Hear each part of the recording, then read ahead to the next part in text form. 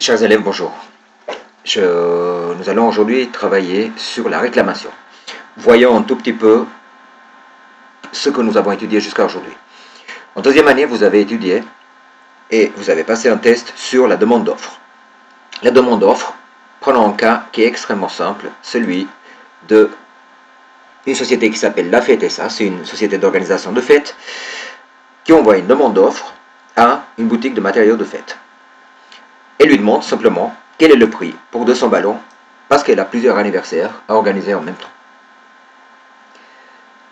Suite à ceci, qui était dans les objectifs de la deuxième année, la société boutique de matériaux de fête répond à la société organisatrice La Fête SA avec une offre. On vous fait un prix pour 1700 ballons. Ça revient à 55 francs. Est-ce que cela vous convient? Nous avons donc ici une offre. L'offre, nous l'avons testée en premier semestre.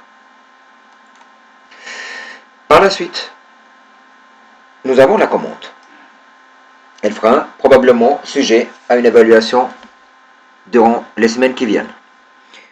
La société La Fête SA, elle demande une commande. Elle fait à ce stade-là une commande à la boutique matériaux de fête.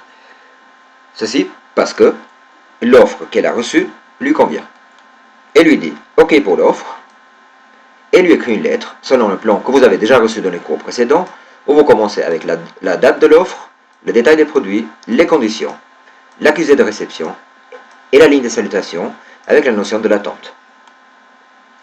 Nous arrivons donc dans la partie qui concerne notre cours d'aujourd'hui, c'est la réclamation.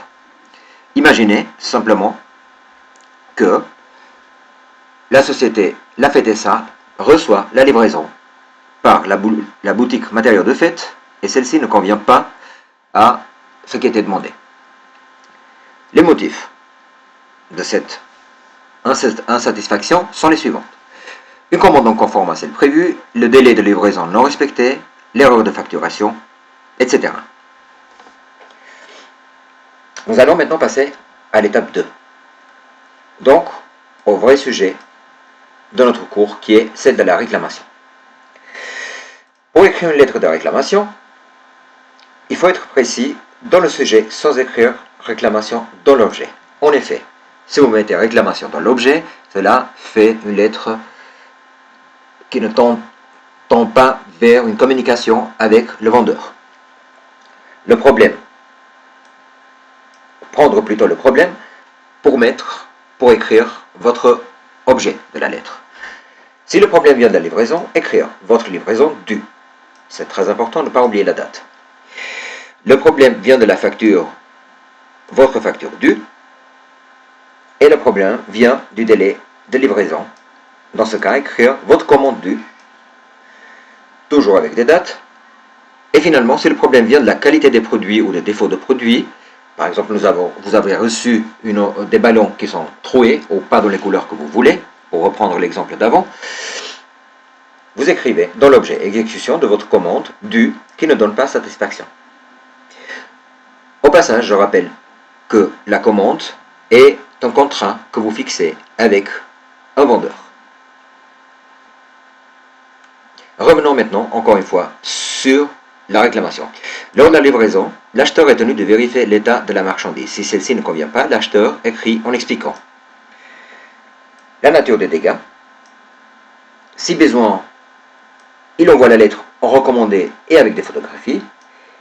Et finalement, si vraiment nécessaire, il fait constater les dégâts par un ou par une témoin, d'accord, qui fait l'intermédiaire au cas où il y a encore un litige concernant la livraison de la commande. Terminer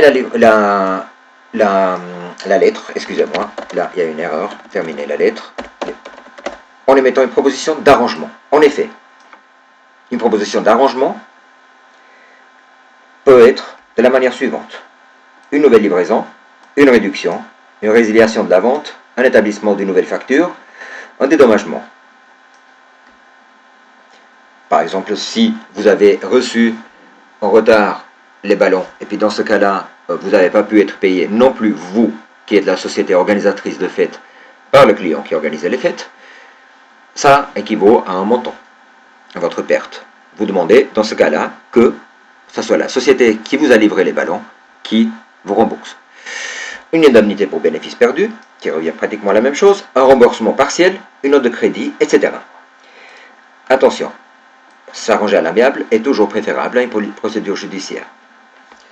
Pourquoi? Parce que les procédures judiciaires, ça prend du temps et ça coûte de l'argent. Vous trouverez encore une fois toutes ces informations dans votre livre ICA, dans la page 150, où c'est écrit la réclamation et la réponse.